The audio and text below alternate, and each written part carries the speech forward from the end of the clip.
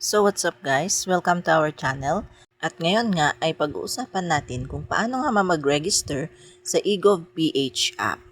So bago tayo mag-proceed sa registration, siguraduhin muna natin na naka-install ang eGovPH app sa ating mga phones.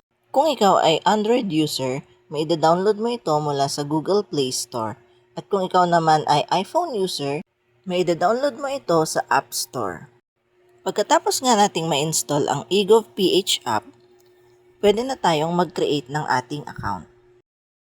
Pindutin lamang ang Create New Account. Kailangan lamang nating sagutan ang mga hinihinging detalye, kagaya ng ating pangalan at email address. At pagkatapos ay pindutin ang Create New Account button. Susunod naman ay hihingiin ang one-time code na naipadala sa iyong registered email address. Pagkatapos ma-input ang code na nasend sa iyong email, ay hihingin naman ngayon ang iyong phone number o mobile number. Pagkatapos ma-type ang phone number, ay i-click ang next upang mag-proceed sa susunod na step.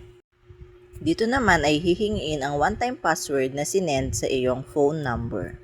Kapag tama ang one-time password na iyong inilagay, ay magpo-proceed ngayon ito sa pag-create ng iyong MPIN. Gumawa ng 6-digit na PIN at i-enter ulit ang iyong PIN. Ganito ang magpapakita kung successful ang pag-register ng iyong account. Pagkatapos mag-login ay ganitong magpapakita sa dashboard ng inyong eGovPH app.